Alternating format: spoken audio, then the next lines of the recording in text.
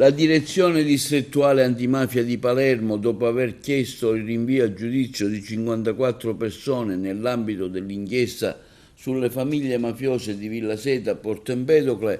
ha integrato ulteriormente il fascicolo e depositando ulteriori prove a carico degli imputati. I sostituti procuratori Claudio Camilleri, Giorgio Enrichi e Luisa Bettiol hanno ricevuto i risultati degli accertamenti sulle sostanze stupefacenti sequestrate nel corso del blitz, ma soprattutto sulle impronte digitali rilevate sulle armi sequestrate, armi che sono state esaminate dagli esperti del RIS Messina attraverso accertamenti tecnici dattiloscopici e balistici.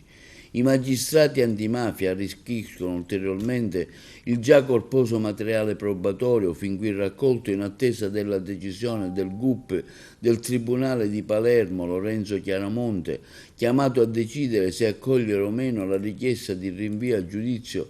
a carico dei 54 imputati. 2 le operazioni eseguite dai carabinieri del comando provinciale di Agrigento, guidati dal colonnello Nicola De Tullio e dal tenente colonnello Vincenzo Bulla, tra il dicembre e il gennaio del 2025, che hanno fatto decapitare le famiglie mafiose di Villa Seta e Porto Empedocle. Lunghissima la lista delle ipotesi di reato contestate a vario titolo dai magistrati. Si va dall'associazione a delinquere di stampo mafioso a quella a delinquere finalizzata al traffico di sostanze stupefacenti, estorsione compiute e tentate aggravate dal metodo mafioso, danneggiamenti aggravati, numerosi episodi di cessione di droga, detenzione di armi, riciclaggio di denaro.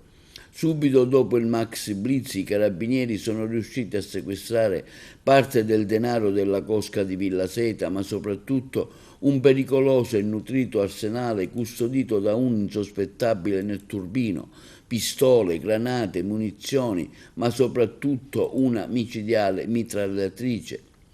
Fatta sulla riorganizzazione dei clan mafiosi di Villa Seta e Porto Empedocle, la prima sarebbe stata guidata dal boss Pietro Capraro, che avrebbe preso in mano le redini della cosca, riuscendo a ritagliarsi un ruolo di primo piano nelle notte del narcotraffico, arrivando addirittura a rifornire di stupefacenti e storici mandamenti mafiosi palermitani.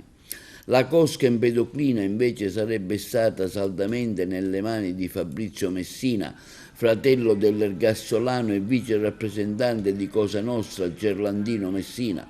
I 2 clan, sempre secondo quanto ipotizzato dagli inquirenti in un primo momento, sarebbero entrati in aperto conflitto con attentati, danneggiamenti ed episodi che hanno destato allarme sociale. Il reato di associazione mafiosa viene contestato altresì a Gaetano Licata, braccio destro di Piero Capraro, Gabriele Minio e Guido Vasile, che secondo gli inquirenti farebbero parte della stessa cosca di Villa Seta. Parallelamente viene contestato anche il reato di associazione a delinquere finalizzato al traffico di sostanze stupefacenti.